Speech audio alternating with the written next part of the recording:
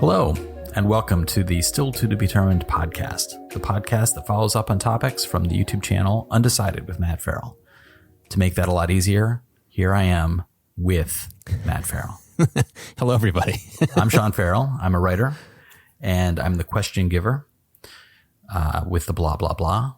And with me is Matthew. Hello, everybody. I'm, of course, Matt Farrell from Undecided, where I talk about smart and sustainable technologies. That's his blah, blah, blah. That's my blah, blah, blah.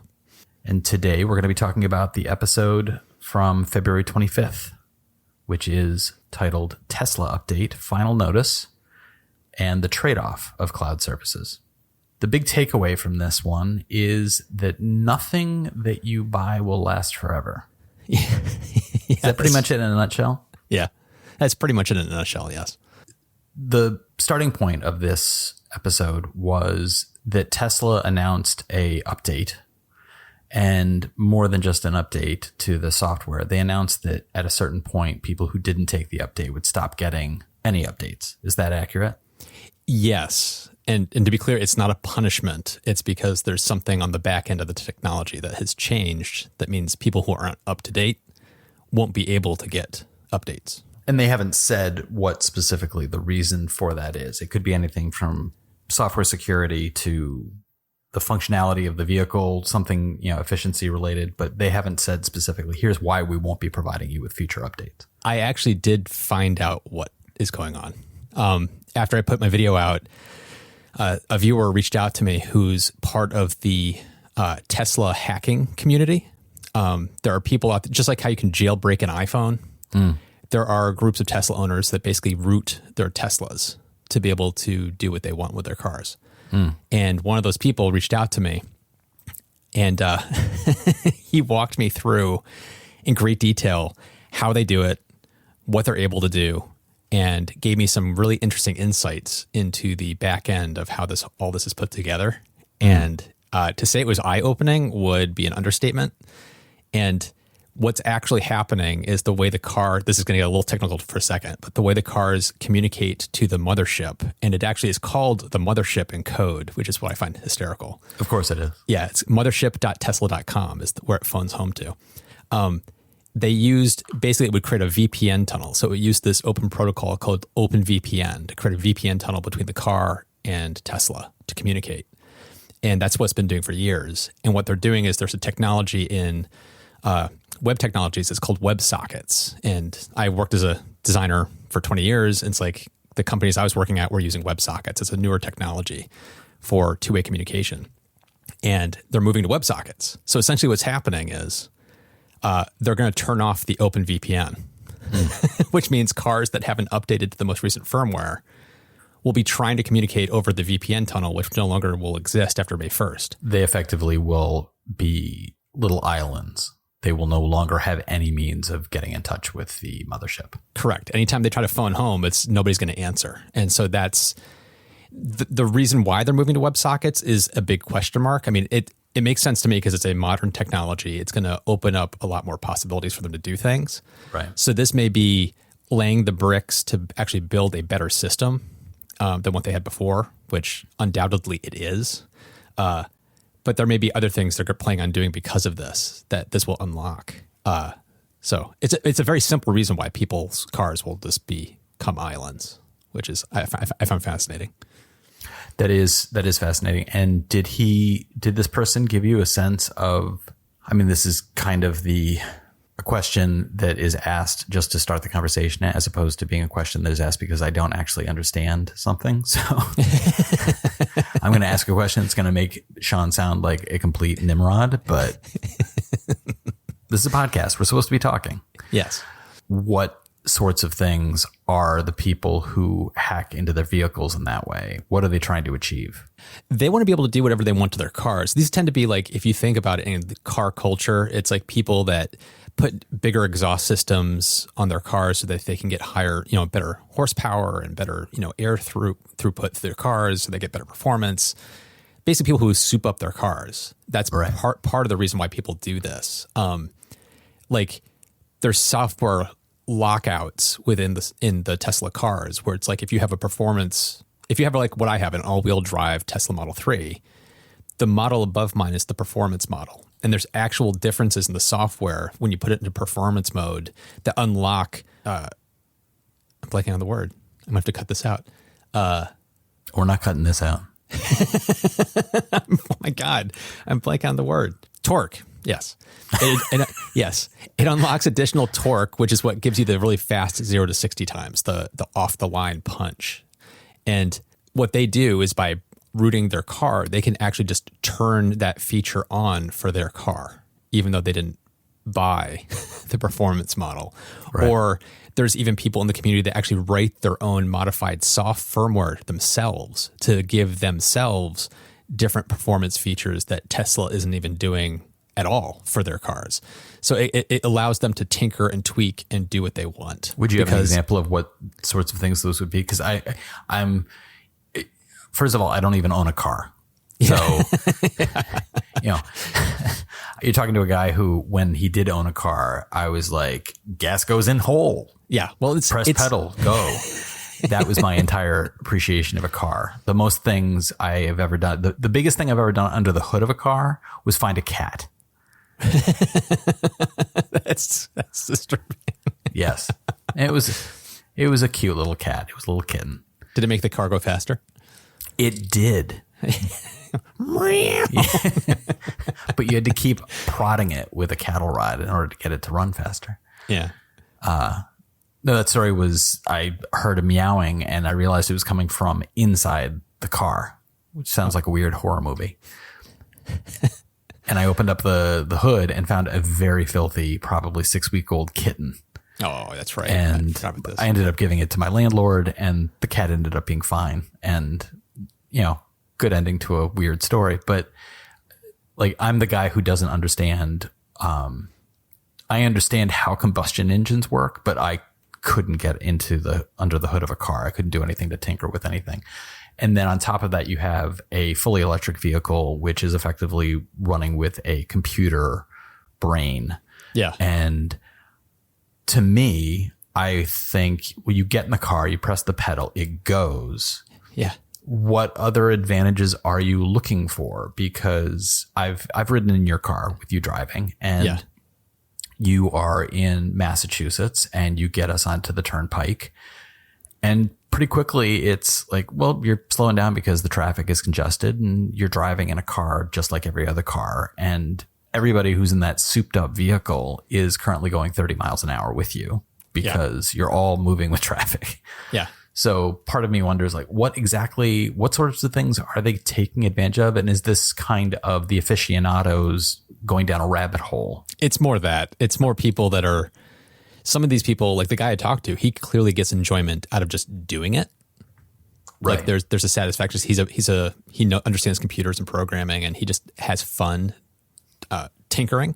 Sort of like hackers who hack the State Department just to see if they can do it. Yeah. But then there's also the belief in ownership and the right to repair and have control over your car. And like the guy I talked about who did his own firmware, like the firmware for like a performance Model 3, it has motors on the front and the back wheels. So it has 2 motors. And the software is doing very sophisticated things to control the torque of each motor when you're gunning it. And when you're doing cornering and turns and things like that, it's constantly doing micro adjustments to how each wheel is getting torque and power so that you don't spin out and get out of control. And like think about like you're racing a car around a track. So it's doing very sophisticated things to make sure that you're not fishtailing and losing control of the car when you're gunning it. So this guy making his custom firmware, what he did was on a single motor rear wheel drive car, this kind of software doesn't exist. So what he did was he took the 4-wheel, the 2-motor version, modified it to take only the sections that are off of the rear wheel motor and applied it to his car. So he handcrafted a firmware that gives him more performance from just the single motor version of the car that Tesla hasn't even done themselves. Right. So it's like, it's really meant for track driving, or like it's going to give you that extra little boost. So when you're getting onto the pike and you're trying to merge with traffic, when you hit the pedal, you're going to go a little bit faster. A little more pickup, right? Yeah. So it's like there is real world application, but a lot of this comes down to people who also like to actually race their cars. Right. And I can't help, I mean, that raises sort of an interesting question. there are things that are illegal to mod your car with. Oh, yeah. At what point does it become illegal to mod your software? That's my question. I was talking to him about, there are things that you could do to your car that could technically make it very dangerous. And that's part of the reason why I think Tesla is like, trying to lock does it down. not want people to do this. It's the same reason why Apple doesn't want people to root their iPhones. If something bad happens to your device, like let's say you did something to your car and your car spontaneously combusts. Yeah. The news report is going to be Tesla Model 3 explodes and kills driver. And it's like, well, then the report a week later that nobody reads or hears about is, well, this guy actually rooted his car and like, well, the guy was licking the battery. So right. So it's like Tesla, of course, doesn't want people to get hurt. That's the first thing. And the second thing is they don't want the bad press. So they want to make sure that their car's as safe as possible, and they want to avoid any legal ramifications. So I can understand why they'd want to lock this down. And then the guy I talked to described it as the same thing with Apple. It's like a cat and mouse game. The hackers figure out a way to root things in and do stuff. And then a month or two later, Tesla will put out an update that blocks that. And then the hacking community finds a new way to get around that. It's basically a battle of wits and creativity. It's fascinating what they're doing. Right. But it's not something that will ever stop, because it's like a game of whack-a-mole. As soon as they plug one security hole that allows them to do something that they didn't think about, the team finds human nature. Another way. I mean, exactly. we all, as kids and maybe even sometimes as adults, people pick their scabs, and you just can't avoid it. There's that curiosity factor, and with greater skill comes greater desire to keep looking underneath and seeing how things work. So the person who has that knowledge of how to get in and do the programming stuff is going to continually be curious. He's never going to stop, or she's never going to stop saying like, oh, what is the current update doing? I want to go back to something you touched on. You mentioned the idea of ownership a little while ago, and this is something you and I, chatted about briefly prior to starting this recording, which was your video is about both obsolescence and ownership. And in your comments on the video, there's a few comments that they're at basically polar opposite ends of the spectrum. There are people who are like, this is great advice, Matt. Thanks. Let the update go by and then wait a few weeks so that they can tweak that update and add in, oh, we inadvertently created a bug. We fixed it. Now here's this new update 0.1. So you've got comments like that. And at the other end, you've got comments that are saying, this is not acceptable. The idea that I no longer fully control and own, the ownership aspect becomes a huge barrier for some people. And you have a comment on your video from Matt at War, which is, I will keep my non-subscription /update car. They can't just disable my car feature or change where my volume button is. I liked the final part of that, moving the volume button on you. I think his comment is indicative of a mindset which is very easily understood. I'm not, calling anybody out for being having passe thinking or not agreeing with them. I do agree. If you've paid for, literally tens of thousands of dollars for a product, there is that idea of it's yours. You should be able to do with it as you want and not have the company of origin coming in and saying, oh, that feature, we're going to disable that. That's not going to be available anymore, because that feature may in fact be one of the big selling points for you. But I do wonder if Matt at War and that mindset is going to become passe just because companies are going to take the approach that you describe in your video, which is, are we no longer purchasing ownership? Are we actually purchasing access? And access being a thing that as the product evolves and eventually hits a point of this component can no longer do what our vision for this product is. So if you want to continue with this product, you have to pay for a new one.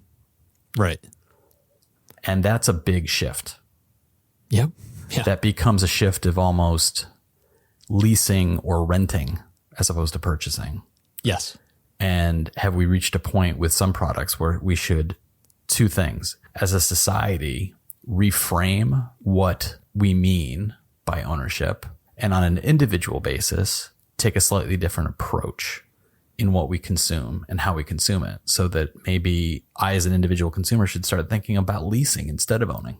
So I guess, to take those two things individually, what do you see? We'll take the latter first. What do you see as a reasonable approach for a person in coming to the question of, should I buy a new phone or should I lease a new phone? Should I buy a new car? Should I lease a new car?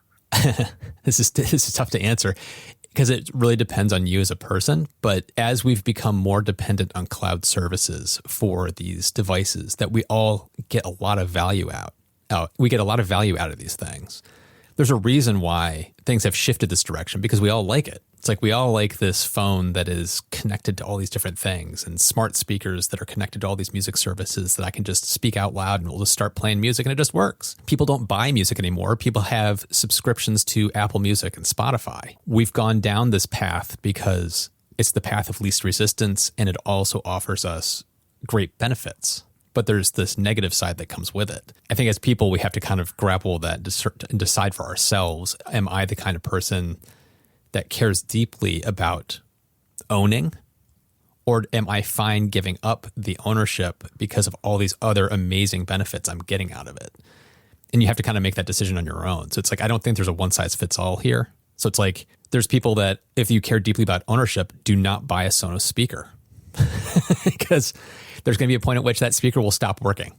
What you should do is you should buy a dumb speaker that sounds amazing and then plug whatever source you want into it. And then if that thing that's giving you the source of music changes, you can quickly swap it out to something else and your wonderful speakers still are there.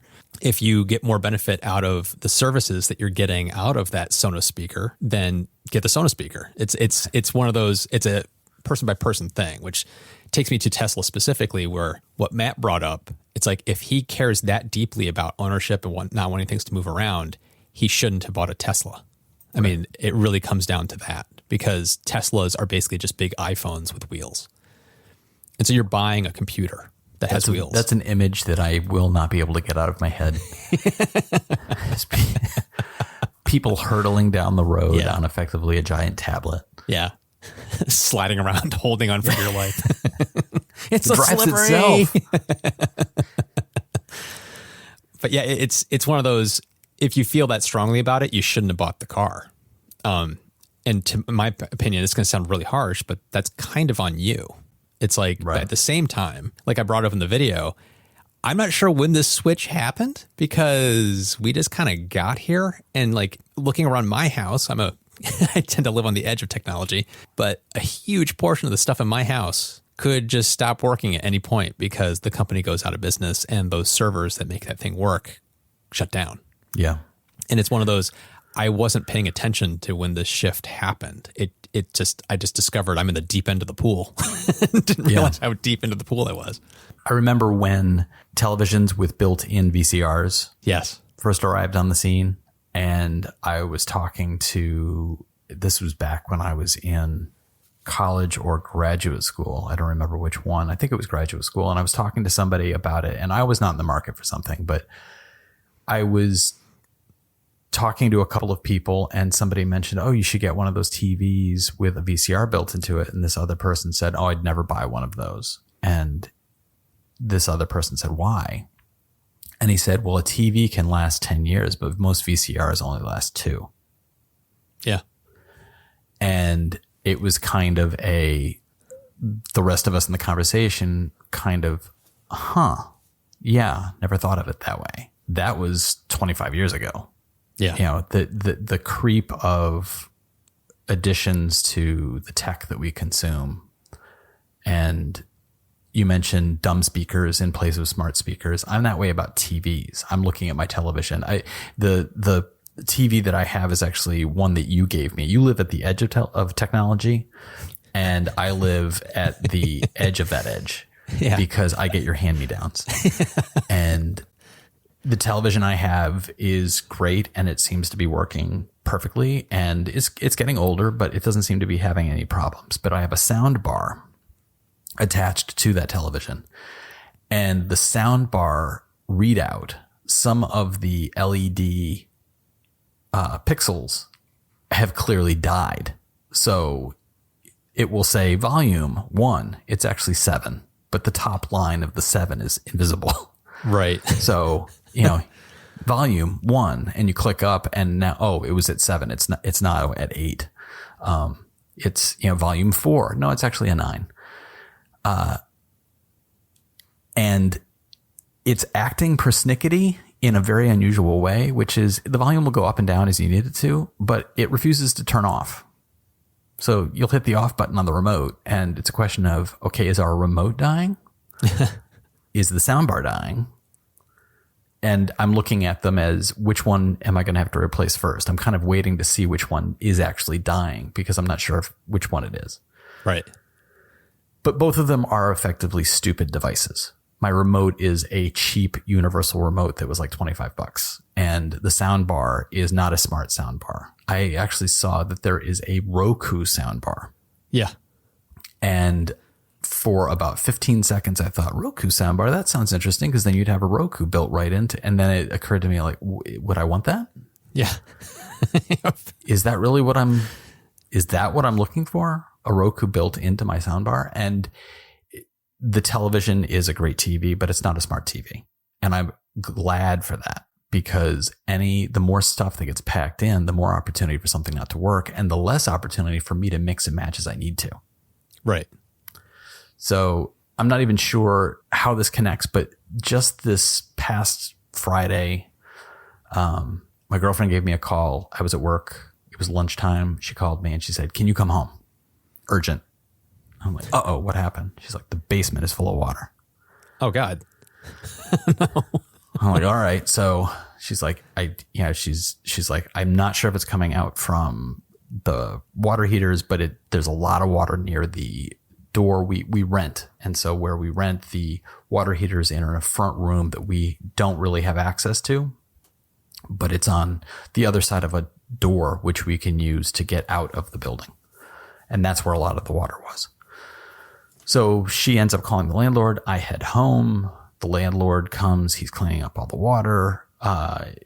He immediately is like, "Yeah, this is all the water heater." He's like, "This is, not only is this a lot of water, it's hot water. So, this is clearly from the water heater." He turns it all off. He cleans everything up.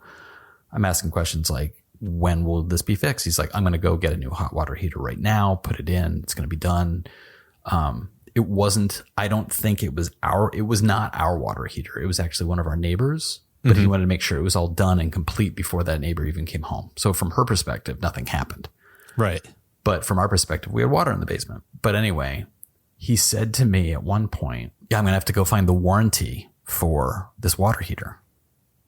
And I thought, warranty?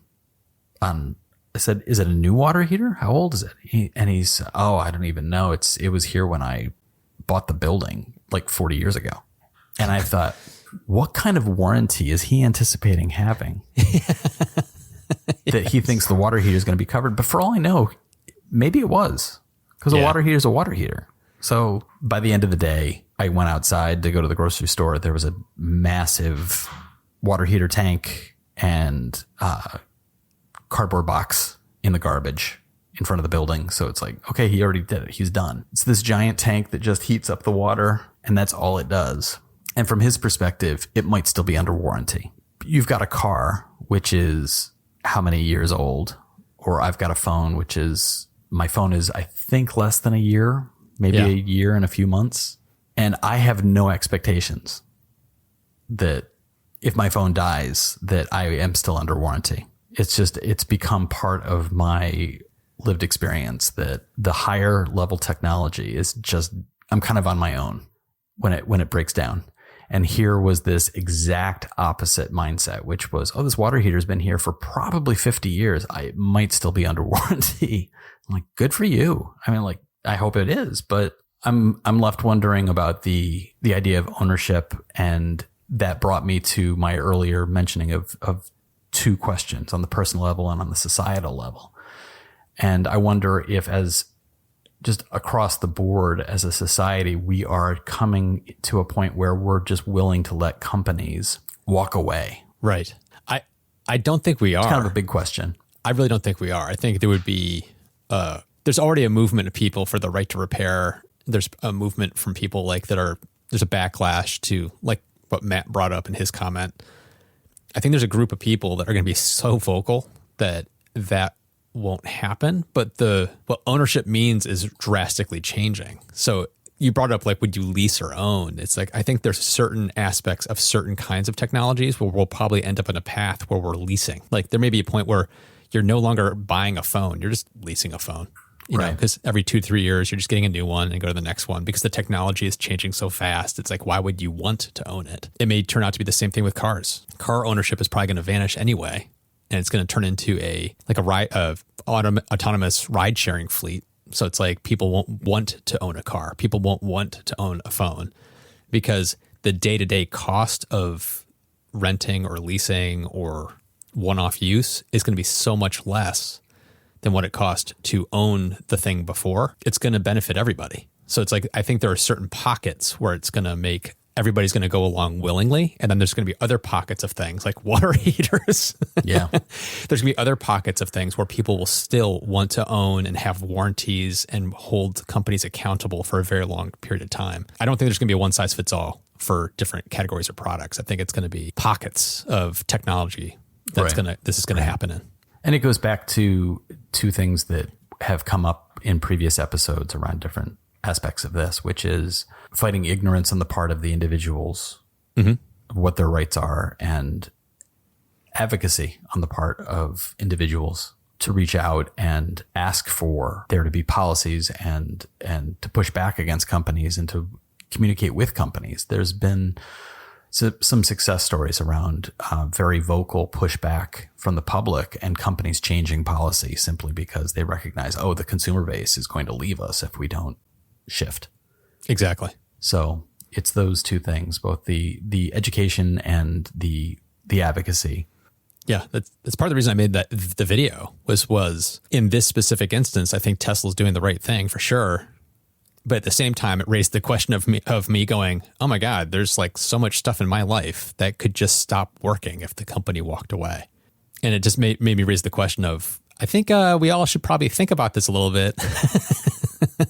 Big changes. Yeah.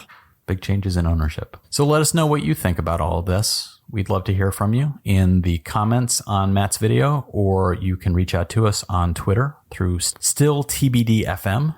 You can reach me at @BySeanFarrell or Matthew at MattFarrell and at UndecidedMF. You can watch the latest videos every week on YouTube at Undecided with Matt Farrell. And you can find this podcast at stilltbd.fm. You can subscribe to us through any of the usual suspects, Spotify, iTunes, Stitcher. Please be sure to leave a rating, leave a review, and share us with your friends, because that really helps the podcast. The podcast helps the channel helps Matthew, and then Matthew helps me. Thanks again for listening, and we'll talk to you next time.